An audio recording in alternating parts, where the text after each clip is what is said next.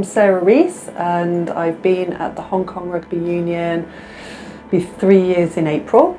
I'm the Athlete Lifestyle Support Manager. In Hong Kong I've done so many different things. I call myself a bit of a trading spouse, so came over for my husband's job, and I've set up businesses of rugby type thing. I've done personal training, I've done teaching, and feel that I've really found my purpose. I've found my why in the performance athlete stuff.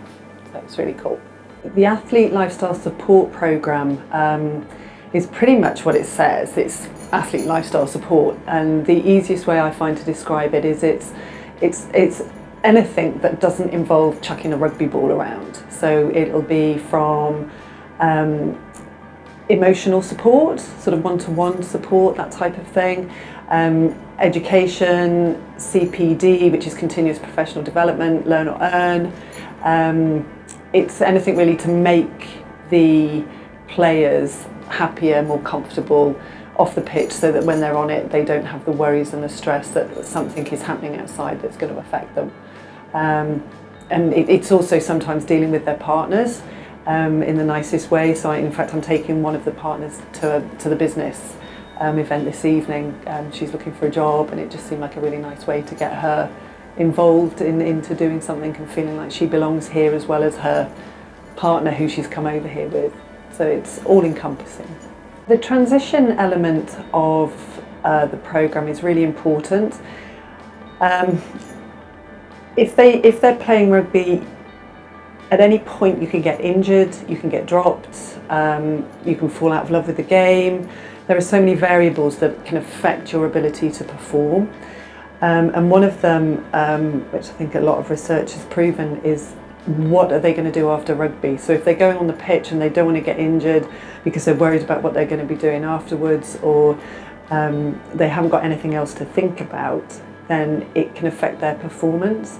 So the transition element of it is to ensure that they have got something to go to after rugby, whether they are learning something. So we've got guys and girls that are doing S&C courses, and they can work a little bit on the side as well. So on a Wednesday when they have the days off, they can go and earn some money doing that.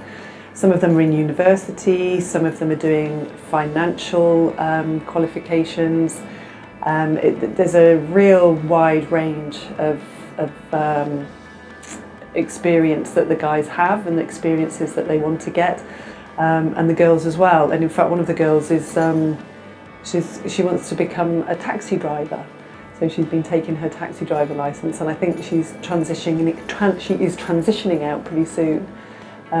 So yeah, it's interesting. It's really interesting seeing what they want to be, but the purpose of the transition is, and the help that we give them, is to make them feel as comfortable as possible, knowing that there is going to be life after rugby for them, and they've got something to go to, something that they're fulfilled with. A lot of the players, they'll try different things. So the Leith Weights event that we do is primarily set up for transition, to give them some experience whilst they're here of different companies, different corporates that they can perhaps work in, and decide that that's not for me, but I'd be really interested in such and such. So we try to just give them as broad a base as possible, unless they are completely focused on what it is that they want to do, and just give them some experience in that if possible.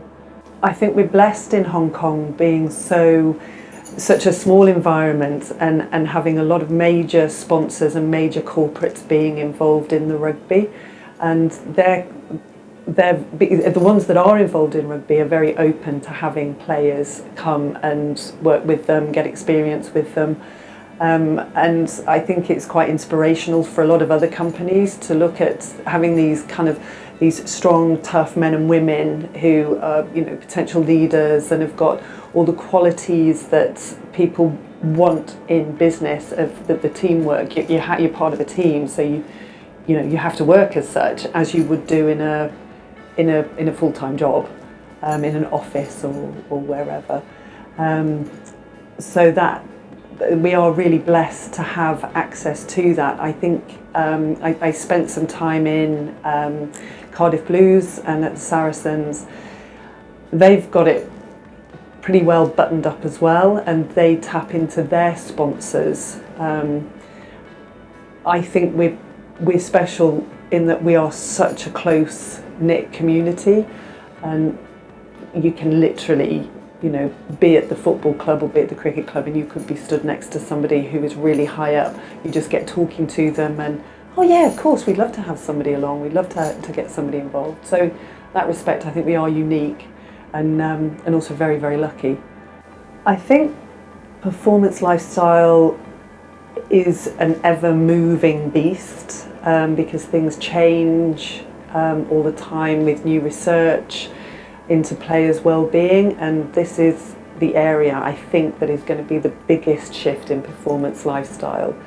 You know, primarily and historically it is sort of transition and work and life after rugby. Now there is much more of a focus on well-being within rugby and to make sure that players are mentally healthy.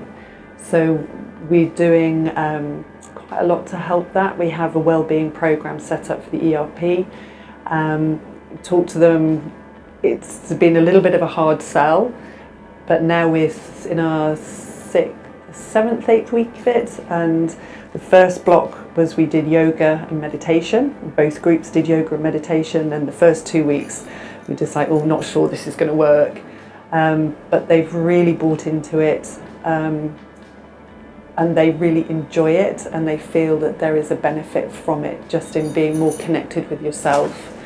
Some of them, mostly the forwards, find it difficult to do some of the positions, so I take them out hiking and we connect with nature, and it's lovely to hear them talking and connecting, but we do try and stop along the way just to admire the beauty of what we have around us. Majority of us live in a high rise or we live in a very built up area, and to be walking through Tightham Country Park where all you can hear is just the soft ripple of the reservoir and the trees and the birds.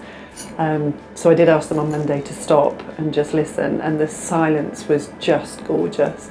And I think that type of thing is good for you, and research tells you that connection with nature is really good for you. So we've started them off gently, but we'll be moving that programme forwards with some other interesting things coming up in the future. Yeah, so that's good for them.